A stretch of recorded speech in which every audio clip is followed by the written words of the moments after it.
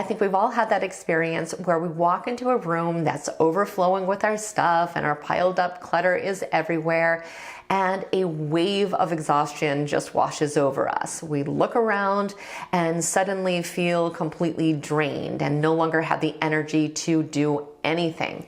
And I'm here to tell you that if you feel like this always happens to you, it's not in your imagination. This is a very real phenomenon, and it happens because clutter is not just an eyesore. It is an insidious energy vampire that can leave us feeling completely depleted and unmotivated. It's a silent but constant drain on our emotional and mental well-being because it causes so many unnecessary obstacles and cognitive issues and negative emotions that make everything else in our life feel way more difficult. So today I want to talk about the many ways that clutter is exhausting us and how we can fight back and reclaim our energy. But first, if you're new here, my name's Nina. I help people declutter their minds and their homes using practical applications of psychology. And clutter is something that I struggled with for years, and I experienced all of these things. So let's go ahead and get right into it. Now, the first reason that clutter makes us feel tired and overwhelmed is simply the visual overload, and it affects us a lot more than we think. When there's this chaotic mess all around us, our brain has to continuously process all of this visual noise, even when we're not consciously looking at it, which can make us feel stressed out and drained. So we can just be sitting on our couch really doing nothing, but still feel completely exhausted because our brain is on overdrive. And this used to happen to me on a daily basis.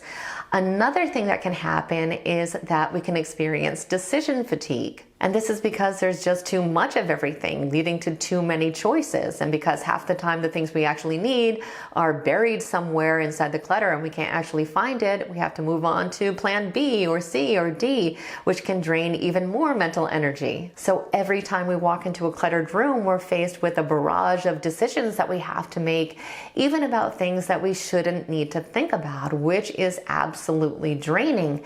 And something else that makes clutter an energy vampire is that it fills us with so many negative emotions and just affects so many aspects of our lives. It interferes with our self-esteem and our relationships and our finances and can make us feel like a failure, even when we're really successful in other facets of our life. And a lot of the clutter in our home is actually associated with bad memories or can trigger feelings of guilt. It's a constant reminder of unfinished tasks and unresolved issues in our life, and it can be a physical manifestation of all the mental baggage that we carry around with us every single day. And all of these things can wear us down and not only deplete our emotional energy, but also contribute to anxiety and depression. It also crushes our creative energy. Have you ever tried to write a novel surrounded by piles of dirty dishes or tried to meditate in front of a mountain of laundry?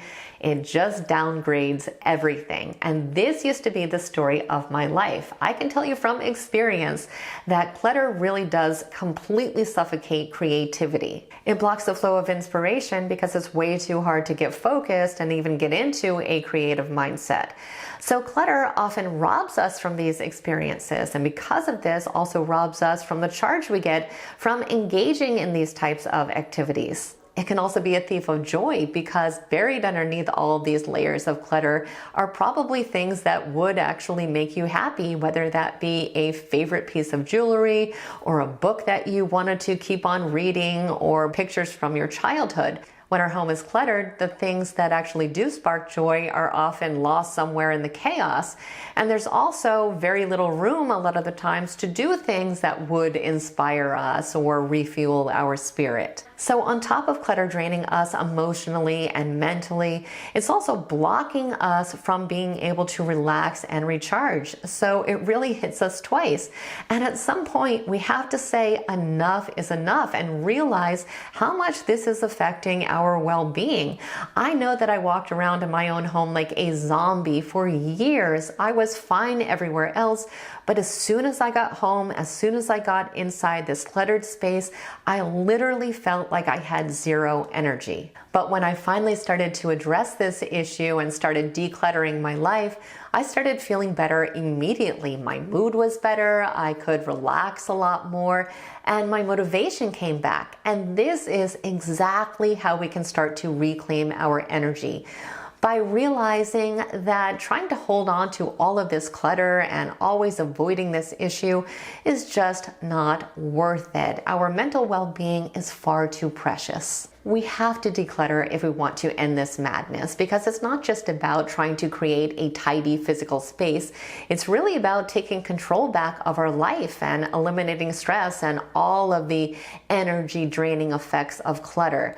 Our lives have enough energy vampires in them. We do not need our actual home to be one. And if you feel like you might need a little bit of support during your decluttering journey, please check out the playlist I have linked in the description box below.